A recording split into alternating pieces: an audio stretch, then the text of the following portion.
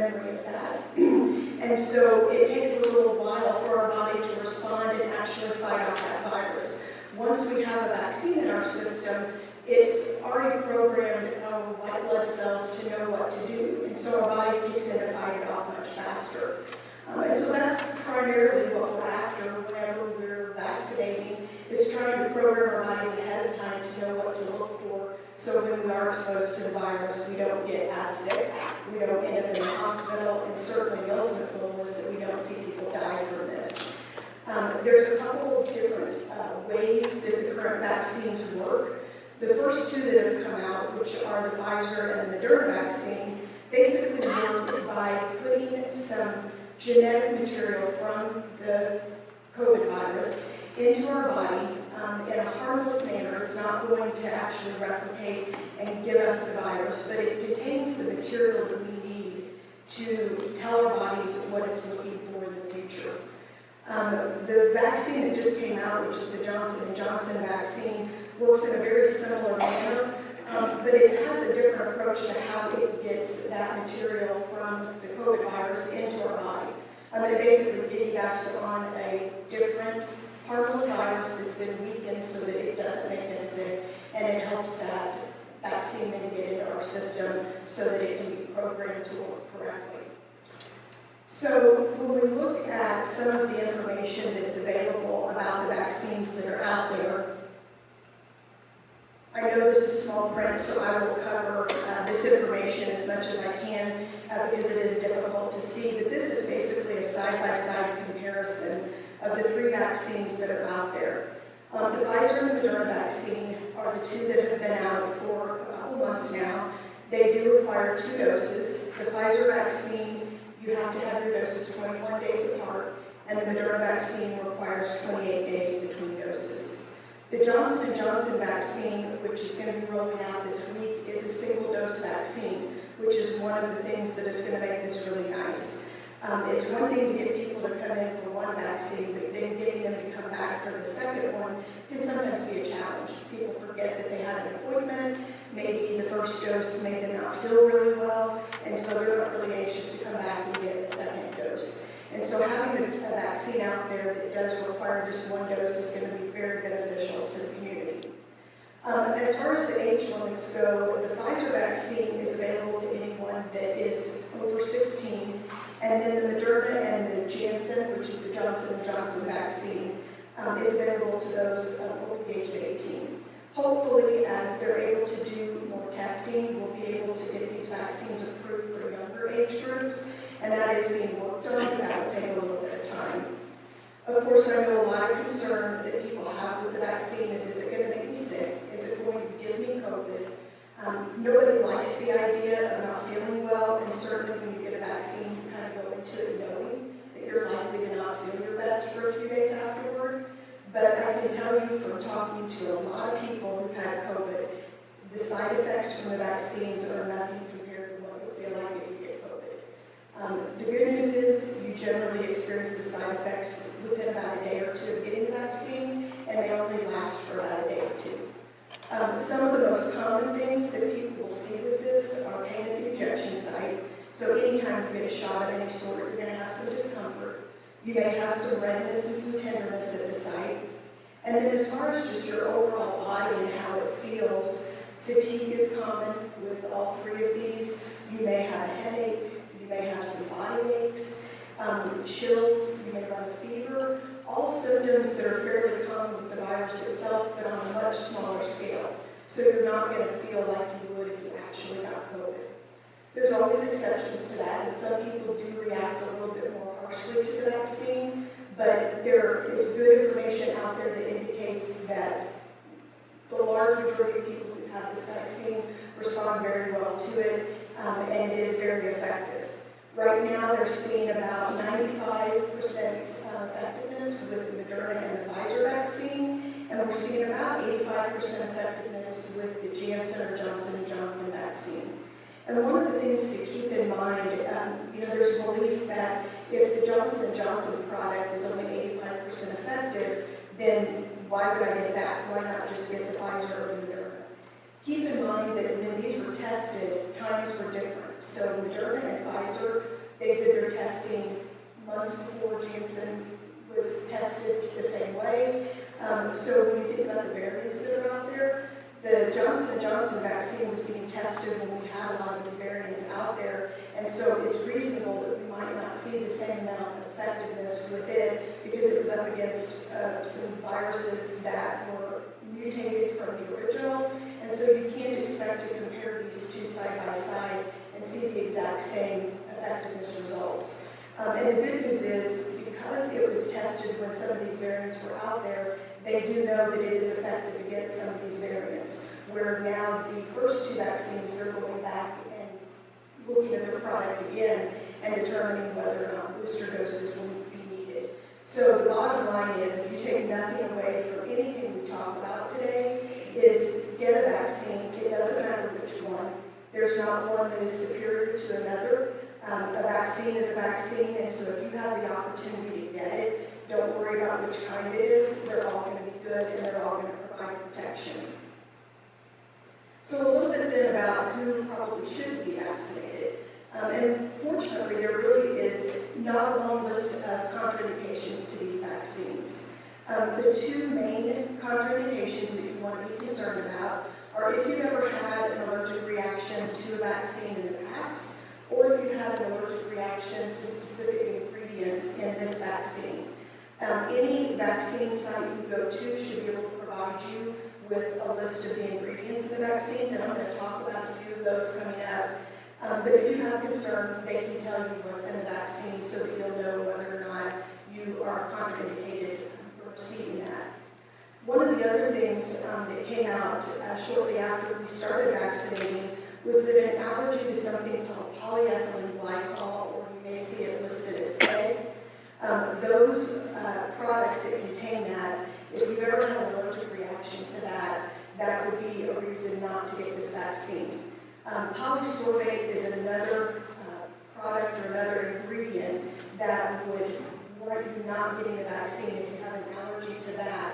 And the vaccines don't actually contain the polysorbate, but it is very closely related to PEG, or that polyethylene glycol. And if you have an allergy to one, there's a good chance you will have a reaction to the other. Some of the things, if you're not familiar with PEG or with polysorbate, some of the products that contain that are a lot of your skincare products, cosmetics, laxatives, baby wipes, and some of your household cleaners. So if you know that you've ever had reactions to that type of product, you may want to check with your physician and just make sure that that's not something you want to avoid. So a little bit on the vaccine ingredients. And this is true of all the vaccines. Where it differs, I'll point that out. But the Pfizer and Moderna vaccine are the mRNA vaccines, and so their only active ingredient is that mRNA, or that genetic material from the actual COVID virus. They all contain some sort of lipids. This actually protects that RNA material, and it helps the vaccine itself sort of slide into your cells so that it gets to where it needs to go. There are some salts in these vaccines that help balance the acidity of the virus or the vaccine in your system, and they all contain some sugars which help the molecules of the vaccine to keep their shape when they're frozen, since so many of these do require freezing in order to ship them and store them. And then there are some additional ingredients that just help to stabilize the vaccine so that we can keep it for the period of time that we do. And again, there's some salts and sugars that do that, and then some acids. So if you see, it's not a long list of complicated ingredients in these vaccines, but if you have concern about any of those, you would want to check to see if it would be a contraindication for you. And then something that we call considerations are things that don't necessarily mean you can't get the vaccine, but it would mean that you probably want to talk to your physician or your provider. Obviously, if you're sick at the time you're supposed to be vaccinated, we would not recommend that you get the vaccine. The primary reason for that is that when you're sick, your body's immune system is already working to fight whatever that illness is. When we give you a vaccine, the idea is that your immune system responds to that vaccine and builds that memory of that virus so that you can fight it the next time. If you're already sick and your immune system is already working to fight your current illness, it's not very likely it's going to create the same response to that vaccine that you would if you're healthy. So that's why we recommend that you just not be sick whenever you get the vaccine. If you had COVID in the last 90 days, that is something they talked about early on, and there's a lot of misinformation about that. The primary reason that they recommended you not get the vaccine if you had COVID is because currently the research is showing you get about 90 days of protection after you've had it. When they first rolled the vaccine out, there was a lot of concern about supply and demand and would we have enough vaccine to cover the population that wanted it. And you hear on the news on a regular basis that there are places that are still struggling to get enough of the vaccine. So the idea is if there are people out there that have 90 days of immunity, let the ones that don't have that get in line ahead of them and go ahead and get the vaccine, and then we'll be able to circle back around and vaccinate those who have that 90 days of immunity. It's certainly still a valid approach, and there's nothing wrong with waiting, but there's not an actual reason you shouldn't get the vaccine simply because you had COVID.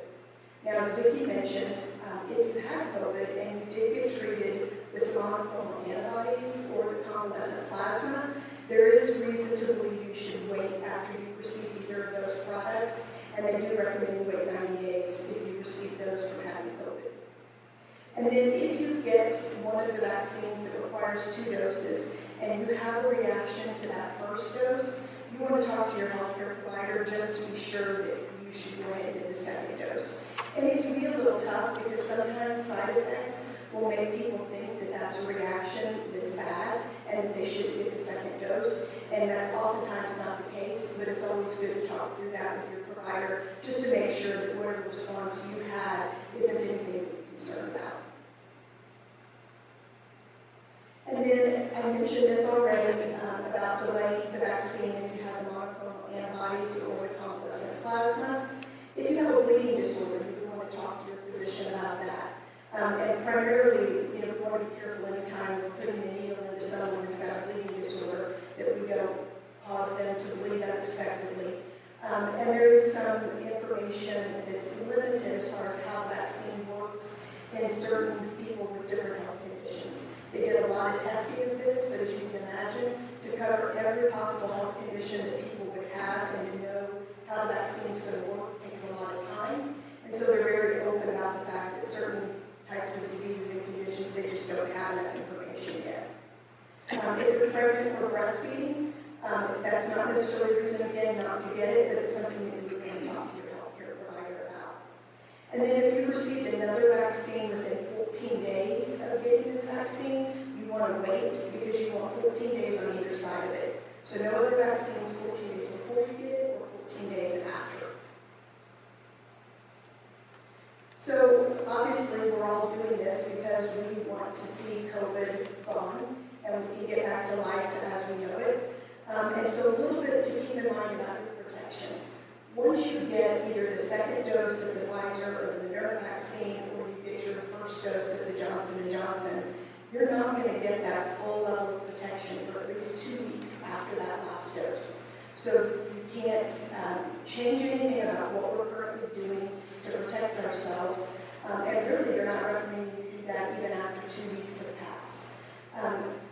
Like with any vaccine, whether it's 95% effective, 85% effective, or something like the flu vaccine where it may be 50% effective, there's still going to be that group of people that are going to get the virus despite having the vaccine. The thing that you have to keep in mind is nobody's guaranteeing that you're 100% protected and you're not going to get this. But what they will tell you is the research has shown that you are not very likely to end up severely ill or in a hospital or to die from getting the virus once you've been vaccinated. So you still want to protect yourself from getting it. It's still out there circulating because we have people not vaccinated yet. And so you still need to continue to wear your mask, you need to social distance, good hand washing, all those things that you've heard talked about now for a year. And that's going to be your best protection along with the vaccine. But certainly you do have that 2-week time period after you receive it before you're going to be fully protected. If you have any kind of what we call an immunocompromising condition, so if your immune system is suppressed or you're immunocompromised, those might be words you've heard used. Just keep in mind, similar to being sick when you get the vaccine, your immune system with those conditions is targeted at other things that it's worried about. And so we do know that people who have immunosuppression or immunocompromising conditions may not get the same level of protection from the vaccine as someone who doesn't have that. But it is still recommended that you get the vaccine. Just know, again, you're going to want to continue to practice all those things that we've talked about.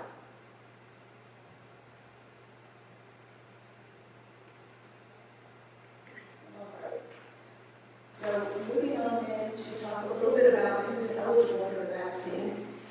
Vicki talked a little bit about this at the start of her presentation, but healthcare workers are in that group, long-term care residents, first responders, and then already, I just finished these slides over the weekend, and as Vicki mentioned, they have opened up the age group now to 55 and above as of this morning at 8:30. So if you or anyone you know is in that age group of 55 to 60, let them know they're now eligible to get the vaccine. And I'm going to show you here shortly how they can go about getting signed up for that. So two ways that can happen. The first is to call the 211 number. I think a lot of people have been able to use that. I don't know currently, but I know at one time I did hear people comment that they sometimes have a long wait when they call 211. So if that happens, there's an alternative way that you can go out and sign up. And I know it can be a little bit overwhelming to think about trying to go out and sign up for it yourself, but it's actually not a complicated process. And I'm going to walk you through some screens that will show you how you can go about doing this. And if there's a long wait, calling 211, this will give you an alternative to that. The website that you can go to is ourshot, OURSHOT.in.gov. When you go to that website, it's going to take you basically to the Indiana Department of Health website, and there's going to be a burgundy banner. You can see that there on the screen. It looks right on there. There's going to be a banner there that says, click here to find a vaccination site and register. So after you click on that, you're going to get a map of the state of Indiana that has purple dots all over it, and you can locate what area that you're living in. If you know a specific county you want to go to, maybe you aren't going to get vaccinated in Du Bois County, you're going to get vaccinated in another county, you can actually click on that county, and you will get a pop-up that will show you a link that says click here to register. And it's going to show you the different places in that county that you can go. Some counties may only have one site, other counties may have multiple sites. So if you click on that link, you're going to be taken to a page that's going to show you the different eligibility categories. So as of this morning, when you go out there, where it now says people 60 years and older on the screen, it should say 55 years and older. And as they increase the age groups that are eligible, they'll change their website to show that. Once you click on the appropriate age group and you click to schedule an appointment, you'll get another window that pops up, and I know it's very small. You'll get another window that pops up that if it's based on age, so if you click the 55 and older, it's going to give you a place to put in your date of birth. And that's just a second check to make sure that the person who's signing up is truly eligible based on their date of birth. There is a 4-month leeway with age, so if you are within 4 months of turning 55, you are still eligible to get the vaccine since they opened it up to that age group. And that is true as they move on. It's not just this age group. As they add the age groups on, 4 months within that date of birth will allow you to get the vaccine. So then you can also search by zip code. And so if you put in your zip code, you are going to then see, as I said, a list of places in that zip code that are getting the vaccine. And there's a blue schedule and appointment button that you'll click for whichever location that you're wanting to use. Once you get out there, you're going to select an appointment time. There is a place that you can check that says first available. Rather than maybe having to scroll through several days and look at, for the times that are available, you can actually click, first available, and it will take you right to the first day and time that that particular location has an opening. If that date doesn't work, obviously you can keep scrolling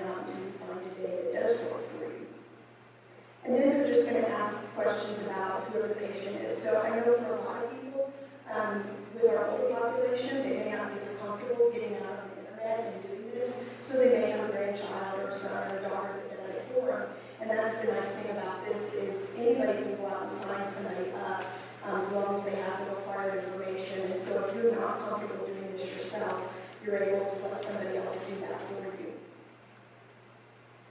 And then after you submit the information, you'll just need to confirm the appointment. And during the course of putting your information in, they're going to ask for either a cell phone number or an email address. And once you confirm that appointment, then you will get a confirmation at that cell phone number or at that email address that lets you know